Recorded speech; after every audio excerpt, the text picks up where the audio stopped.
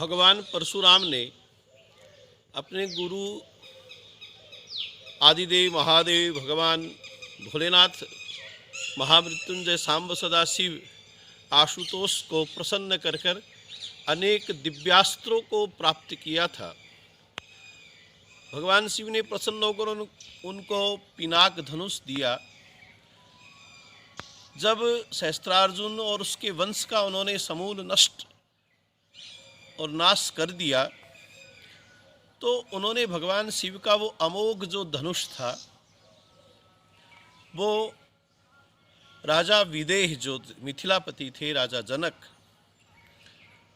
भगवती आद्याशक्ति पराम्बा सीता माता के पिता थे। उनको देहाभिमान नहीं था, वो राजा होकर भी एक सन्यासी का सा जीवन जीते थे।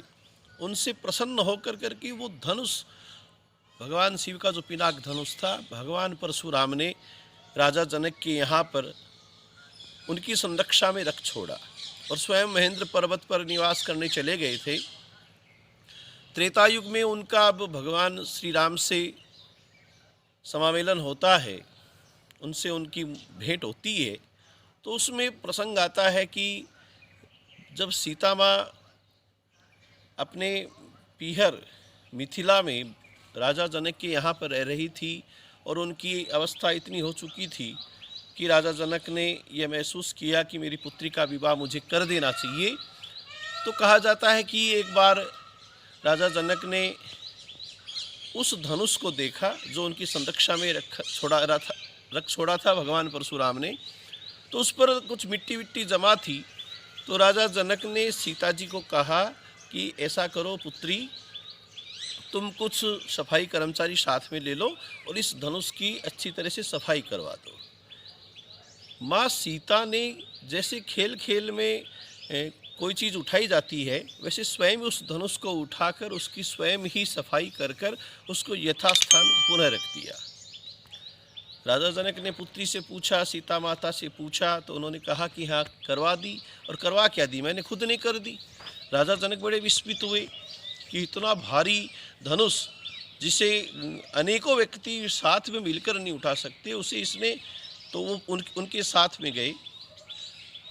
सीता जी ने उनके सामने अपने बाएं हाथ की एक अंगुली से उस धनुष को उठा कर करके दूसरी तरफ रखा।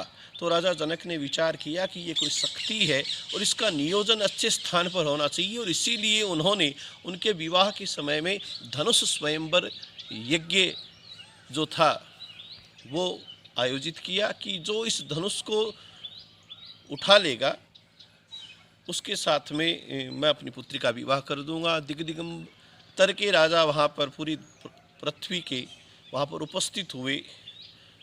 अकेले तो छोड़िए, तुलसीदास जी महाराज ने तो वर्णन किया है कि 10,000 राजा एक साथ में मिलकर उस धनुष को उठाने का प्रयास करते और वो धनुष नहीं उठ पाता है। अब कौशलेश दशरथ के जो पुत्र थे भगवान श्री राम, विश्वामित्र मुनि के साथ में वहाँ पर आए हुए थे। उन्होंने विश्वामित्र मुनि की आज्ञा से उस धनुष को जो ही उसकी तरफ वो हाथ करते हैं वो धनुष है वो खंडित हो जाता है। घोर गर्जना होती है और धनुष भंग होने के साथ ही जब उसके चाप खंड हो गए हैं, वो चाप जो था, धनुष जो था वो खंडित हो चुका है। घनघोर शब्द गर्जना के साथ महेंद्र पर्वत से चलकर राजा जनक के यहाँ पर परशुराम जी पहुँचते हैं। इससे सिद्ध होता है कि वो तपोनिष्ठ थे, वो त्रिकालज्ञ थे, दूरदृष्टा थे। दूरदृष्टि के द्वारा उन्हें मालूम चल गया था कि जो उनका धनुष था जो राजा जनक की संरक्षा में है उसका कुछ न कुछ नुकसान हुआ है। वो राजा जनक की सभा में पहुँचते हैं और राजा जनक की उस सभा में राजा जनक उनका प्रणाम आतिथ्य सत्कार करते हैं, अपनी पुत्री को अभिवादन करवाते हैं। और जितने भी राजा वहाँ पर उपस्थित थे, तुलसीदास जी महाराज ने वर्णन किया है कि परशुराम जी से वो इतने भयाक्रांत थे कि उन्हें मालूम था कि ये वो है जिन्होंने सहस्त्रार्जुन का समूल वंश नष्ट कर दिया। तो स्वयं खड़े हो होकर एक एक राजा ने अपने पिता का नाम ले लेकर अपना परिचय दिया और परशुराम जी महाराज को अनुनय प्रणाम वंदन अभिवंदन किया है। महाराज रामचरितमानस में इसका वर्णन करते हैं कि तेहि अवसर सुनी शिवधनु भंगा, आयौ भृगुकुल कमल पतंगा।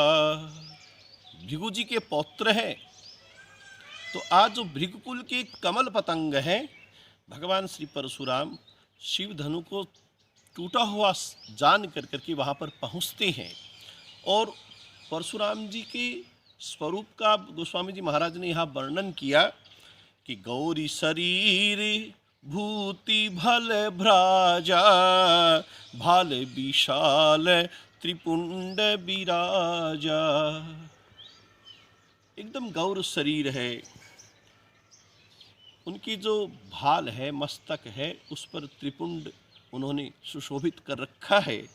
शीश जटा शशि बदनु सुहावा, ऋषभ से कछुक अरुण होई आवा। जटाओं का उन्होंने मुकुट बना रखा है, हाथ में उनके धनुष है और अपना अमोघ परशु अस्त्र उनके साथ में सन्निवेशित है। तो प्रत्येक राजा ने दंडवत प्रणाम किया परशुराम जी महाराज को देखकर। वहाँ पर वर्णन आता है कि विश्वामित्र जो उनके मामा है वो उनसे मिले, राम लखन को उन्होंने प्रणाम करवाया परशुराम जी को। सीता जी पूर्व में प्रणाम करके चली ही गई थी। परशुराम जी महाराज ने थोड़ा क्रोध करते हुए वहाँ पर उस सभा में राजा जनक से पूछा, जनक यहाँ ये इतनी भीड़ क्यों है?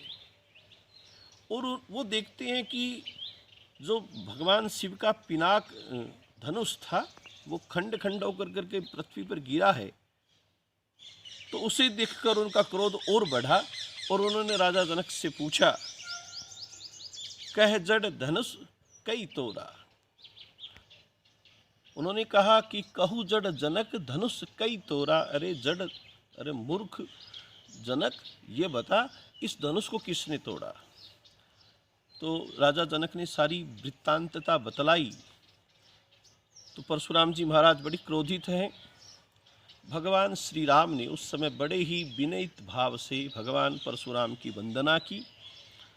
उन्होंने निवेदन किया कि नाथ शंभुधनु भंज निहारा, हो हई केऊ एक दास तुम्हारा। हे ब्राह्मण देवता, हे भगवान परशुराम, आप तो मेरे स्वामी हैं और जो शंभु है, शिव जो है, उनके धनुष को तोड़ने वाला कोई न कोई आपका ही दास है। लक्ष्मण जी महाराज से उनकी वार्ता का लंबा दौर चलता है।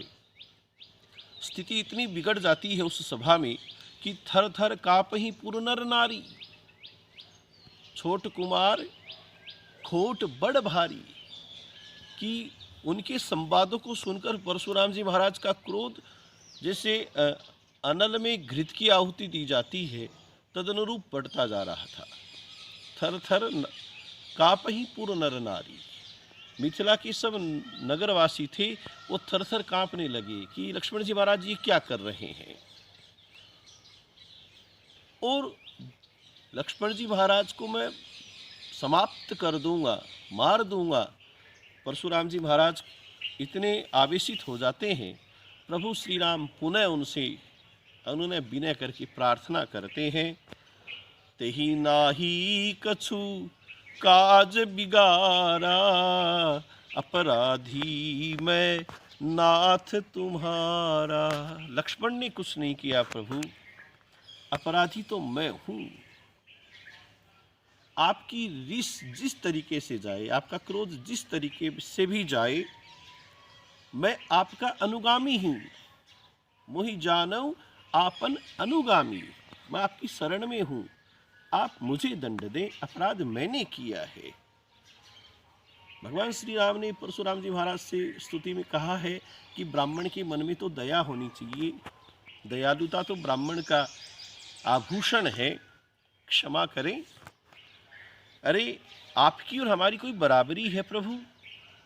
राम मात्र लघु नाम हमारा, परसु सहित बड़े नाम तुम्हारा। मेरा तो केवल साधारण सा 2 अक्षर का नाम है, लघु नाम है राम।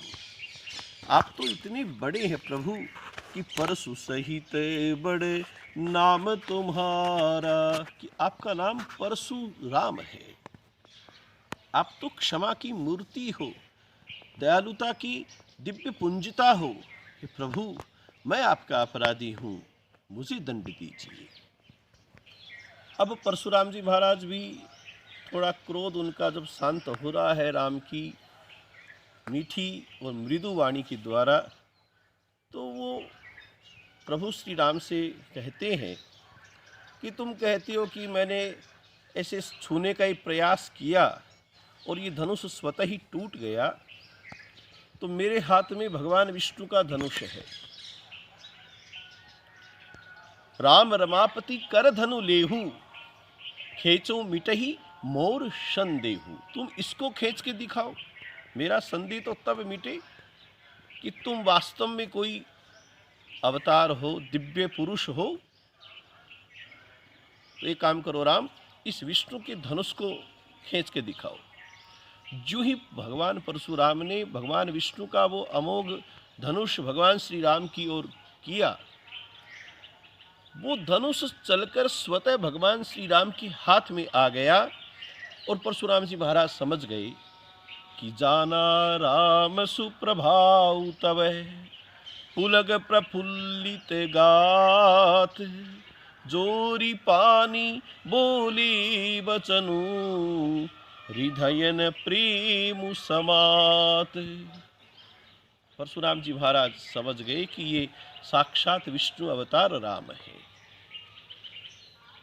राम और परशुराम दोनों समकालिक हैं। प्रभु का अवतार धर्म की प्रतिस्थापना के लिए होता है, अधर्म की नाशता के लिए होता है।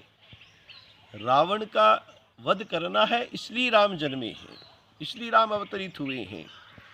परशुराम जी पहले से ही थे, फिर राम को क्यों आना पड़ा? क्योंकि परशुराम जी ने मैं किसी ब्राह्मण की प्रति कोई विद्वेषता नहीं रखूंगा, ब्राह्मण मेरे संरक्षण में रहेंगे।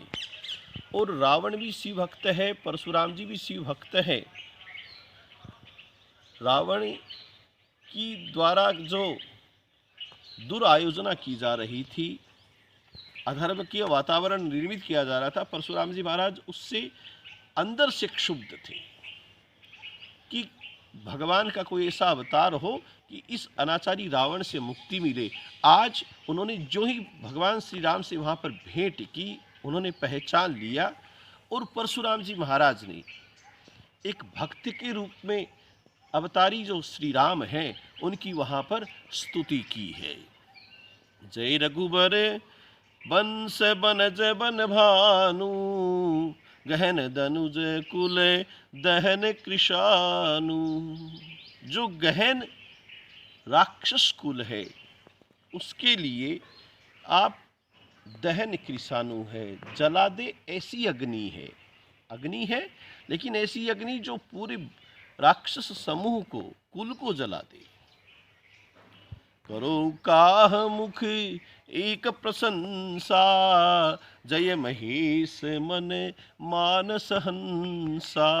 आप तो मेरे गुरु शंकर के इष्ट हो और भगवान श्री राम की जय जयकार करते हुए जो भृगुपति हैं, भगवान परशुराम जो हैं, भृगुपति गए बनहि तप हेतु, कि अब आगे का पृथ्वी का सारा कार्य आपको ही संधारित करना है। परशुराम जी महाराज तपस्या करने के लिए वन में चले जाते हैं। भगवान परशुराम वन में जाने के पूर्व में अपना वो चमत्कारिक जो धनुष है वो भगवान श्री राम को देकर करके वहाँ से प्रस्थान करते हैं। भगवान परशुराम जी के चरित्र की वर्णनता श्रीमद् भागवत, श्री रामचरितमानस, भविष्य पुराण, महाभारत और हरिवंश पुराण, भक्तमाल, अनेकानेक स्थानों पर उनके शौर्य गाथाओं से संबंधित उनके जीवन वृत्त को वर्णित किया है। और वो इतने बलशाली थे कि जब भगवान शिव के पास में वो विद्या अध्ययन कर रहे थे तो कहा जाता है कि उनके गुरुपुत्र श्री गणेश से किसी बात ये थी कि भगवान शिव की मेरे पर ज़्यादा कृपा है क्योंकि वो मेरे पिता है। गणेश ने कहा भगवान शिव मेरे गुरु है, उनकी मुझ पर ज़्यादा कृपा है। परशुराम जी ने कहा, और विवाद हो गया दोनों में। भगवान परशुराम ने आवेश में ही गणेश जी महाराज का दांत है वो अपने मुष्टि का प्रहार से तोड़ दिया, और गणेश जी महाराज उसके बाद से ही एकदंत के रूप में जगविख्यात हुए। और उनमें इतनी कुशाग्र बुद्धि थी कि अपने माता का, अपने भाइयों का उन्होंने जब मस्तक काटा तो पिता से यही आशीर्वाद मांगा कि इनकी हत्या मैंने की है, इन्हें पता भी नहीं चले और ये पुनर्जीवित हो जाए। ये कुशाग्र बुद्धि का परिचय था। उन्होंने अपने बल और बुद्धि के द्वारा अपने पिता को, जब सहस्त्रार्जुन ने उनका मस्तक काट दिया था जमदग्नि ऋषि का, तो उसके बाद में अपने शौर्य पराक्रम बुद्धि विवेकता के द्वारा अपने पिता जमदग्नि को सप्तऋषि मंडल में उन्होंने स्थान दिला दिया। और ब्राह्मण होकर के मैंने शास्त्र की जगह शस्त्र उठाए हैं, तो उन्होंने पूरे भारतवर्ष में, पूरे विश्व भर में जितने भी तीर्थ स्थल हैं उनका परिभ्रमण किया। वहाँ तीर्थों पर जाकर प्रायश्चित्त विधान उन्होंने संपूर्ण रूप में किया है, और वे सभी तीर्थ स्थल इतने पावन बन गए कि आज भी परशुराम जी महाराज के नाम के साथ में उन तीर्थों पर एक नई विशिष्टता दिखाई पड़ती है, जिनमें रेणुका तीर्थ एक ऐसा स्थल है कि जहाँ पर परशुराम जी महाराज कार्तिक शुक्ला दशमी के दिन रेणुका माँ से मिलने के लिए रेणुका तीर्थ पर पहुँचते हैं। पूरे वर्ष में एक दिन ऐसा आता है कि वो माँ रेणुका के पास में वहाँ पर आते हैं। हिमाचल प्रदेश सरकार जो है उसने तो इसको राज्य का एक विशिष्ट मेला बना करके पूरे संरक्षण के रूप में इस धार्मिक प्रवृत्ति को जीवित कर रखा है। और कार्तिक शुक्ला दशमी के दिन वहाँ पर भारी विशाल मेला आयोजित होता है, और कहा जाता है कि उस दिन भगवान परशुराम अपनी माँ रेणुका से मिलने के लिए वहाँ पर आते हैं। भगवान परशुराम की वन गमन के पश्चात जब वो महेंद्र पर्वत पर निवास करने के लिए चले गए, तो उसके बाद में उन्होंने द्वापर युग में जी उनके पास में एक दरिद्र नारायण विप्र के रूप में वहाँ पर पहुँचते हैं। कुछ धन लेने की उनकी अभिलाषा थी कि कुछ धन प्राप्त हो जाए। भगवान परशुराम जी को उन्होंने प्रणाम किया, निवेदन किया कि मुझे कुछ धन चाहिए।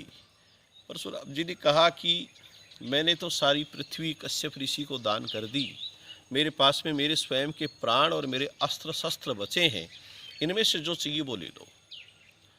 तो द्रोणाचार्य जी ने वहाँ पर धनुर्विद्या उनसे सीखी है, उनको अपना गुरु बनाया है, और 4 तरह के वेद और 4 वेद के उपांग जो बताए गए हैं, आयुर्वेद, शिल्प वेद, धनुर्वेद और संगीत या गंधर्व वेद, ये जो 4 उपांग हैं वेदों के, उनमें से जो धनुर्वेद था वो द्रोणाचार्य जी ने भगवान परशुराम से वहाँ पर शिक्षा ग्रहण की, और उन्हीं द्रोणाचार्य के शिष्य के रूप में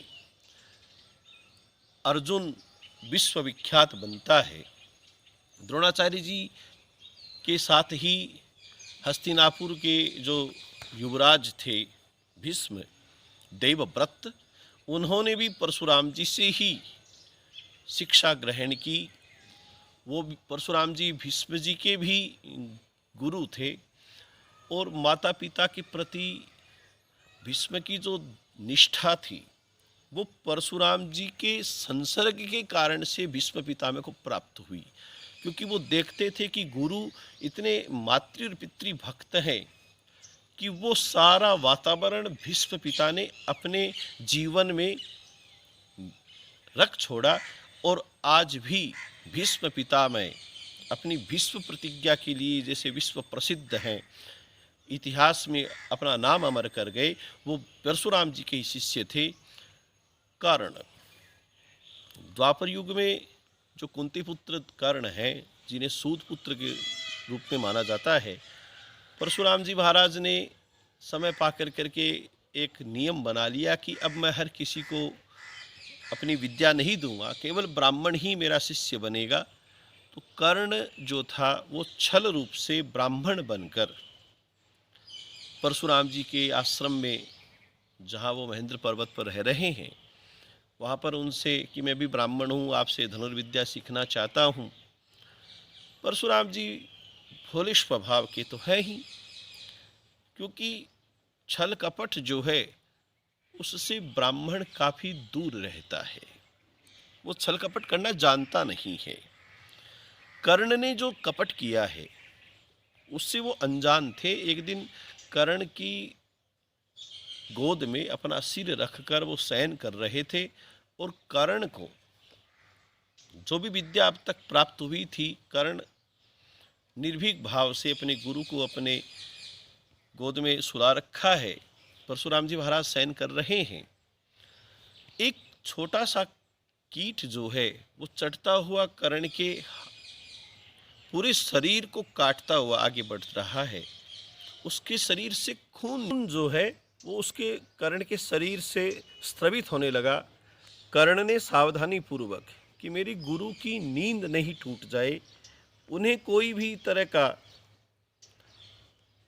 आराम में दखल न हो, इस भावना से वो सहनशील बनकर बहते हुए खून से भी वो डिगा नहीं और वो खून की धारा जो है बिंदु के रूप में गुरु को स्पर्श करती है, परशुराम भगवान को स्पर्श करती है।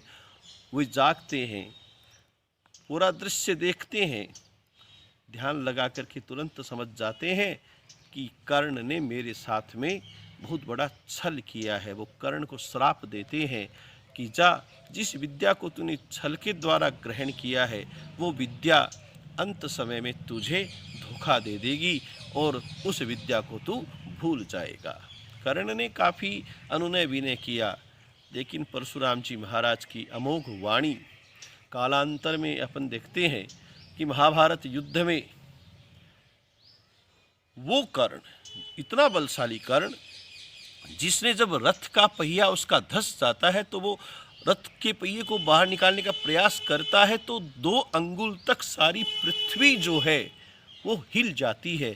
लेकिन गुरुदेव परशुराम भगवान के श्राप के कारण से वो पहिया जो है वो बाहर नहीं निकल पाता और उसी समय कृष्ण की प्रेरणा से अर्जुन जो है कर्ण का वध कर देता है।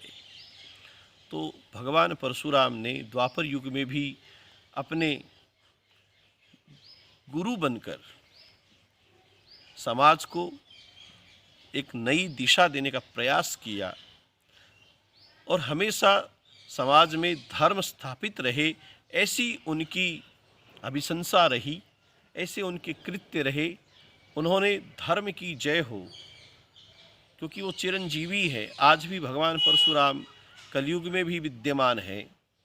अभी कुछ दिनों पूर्व ही मीडिया जगत में बहुत बड़ी खबर आई थी कि महेंद्र पर्वत के समीप दक्षिण भारत में एक 90 किलो का धनुष जो है वो प्राप्त हुआ है।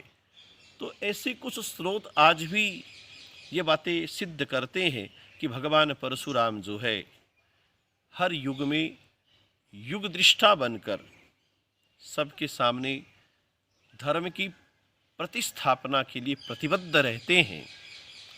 और भगवान परशुराम का जो जीवन है वो हम सब के लिए अवश्य ही प्रेरणादायी है। हम भगवान परशुराम के आदर्शों को अगर जीवन में आत्मसात करें तभी हम वास्तविक रूप में परशुराम जयंती या भगवान परशुराम की उपासना कर रहे हैं, यह सिद्ध हो सकेगा।